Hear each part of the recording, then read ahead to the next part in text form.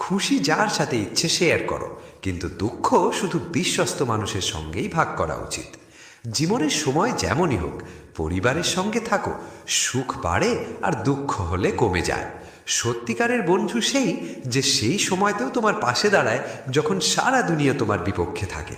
তোমার কাছে যা যা আছে তার জন্য বারবার মন থেকে ধন্যবাদ বলো, আর সব সময় বলো বিশ্বাস করো যা আছে তা শীঘ্রই অনেক গুণ বেড়ে যাবে।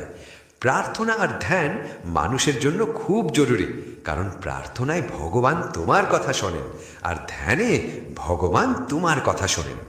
শ্রীকৃষ্ণের কাছ থেকে কত কিছু ছুটে গেছে। প্রথমে মা ছুটলেন, তারপর বাবা ছুটলেন, তারপর যে নন্দ কিশোর মিললেন তিনিও ছুটলেন, সঙ্গী সাথীরাও ছুটল, গোকুল ছুটল, তারপর মথুরাও ছুটল। শ্রীকৃষ্ণের জীবনভর কিছু না কিছু ছুটতেই থেকেছে। শুধু যা ছোটেনি তা হলো তার দেবত্ব, হাসি আর ইতিবাচকতা। শ্রীকৃষ্ণ দুঃখী নন, তিনি উৎসবের প্রতীক। সব কিছু ছুটে গেলেও কিভাবে খুশি থাকা যায় এটা শ্রীকৃষ্ণের থেকে ভালো কেউ শেখাতে পারে না। তাই সবসময় খুশি থেকো, সদা হাসি মুখে থেকো। জেতার মজা তখনই আসবে যখন লোকে তোমার হারের অপেক্ষায় থাকবে। গীতায় লেখা আছে, যদি কেউ তোমার ভালো লাগে তাহলে সে ভালো নয়, তুমি ভালো, কারণ তার মধ্যে ভালো দেখার দৃষ্টি তোমার আছে।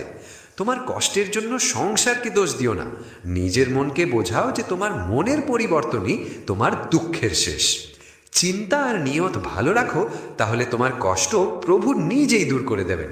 মনে রেখো, ভগবানের থেকে কখনো আশা ছেড়ো না, আর দুনিয়ার লোকেদের থেকে কখনো আশা রেখো না। দুঃখ আর সুখ একই সিক্কার দুই পিঠ। যেখানে সুখ থাকবে সেখানে দুঃখও থাকবে, যেখানে দুঃখ থাকবে সেখানে সুখও থাকবে। তাই সুখ দুঃখ নিয়ে না ভেবে নিজের লক্ষ্য পূরণের চেষ্টা করে যাও। একটা কথা সব সময় মনে রেখো, কারোর সামনে কাকুতি মিনতি করে না ভালোবাসা মেলে না ইজ্জত। তাই নিজের আত্মসম্মান জাগিয়ে রাখো। যদি কেউ তোমার ভাগ্যে থাকে তাহলে সে নিজে থেকেই তোমার কাছে চলে আসবে। মানুষের ভাগ্য গড়ে মাত্র দুটো জিনিস। প্রথম, স্বভাব। যদি তোমার স্বভাবে ভালোত্ব, বিনয় আর গুণ থাকে তাহলে তোমার ভাগ্য জল জল করবে। আর যদি স্বভাব রাগী বা অলস হয় তাহলে ভাগ্য তোমার সঙ্গ দেবে না। তাই নিজের স্বভাবকে মধুর এবং উন্নত করো। কথা বলতে মানুষ 2.5 বছর বয়সে শিখে যায়, কিন্তু কখন, কোথায় আর কিভাবে বলতে হয় এটা আমরা জীবনভর বুঝতে পারি না।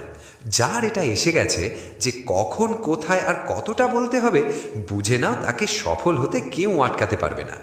বাবার থেকে বড় কোনো উপদেষ্টা নেই, মায়ের ইচ্ছার থেকে বড় কোনো দুনিয়া নেই, ভাইয়ের থেকে ভালো কোনো অংশীদার নেই, আর বোনের থেকে বড় কোনো শুভাকাঙ্ক্ষী নেই। এই স্বার্থপর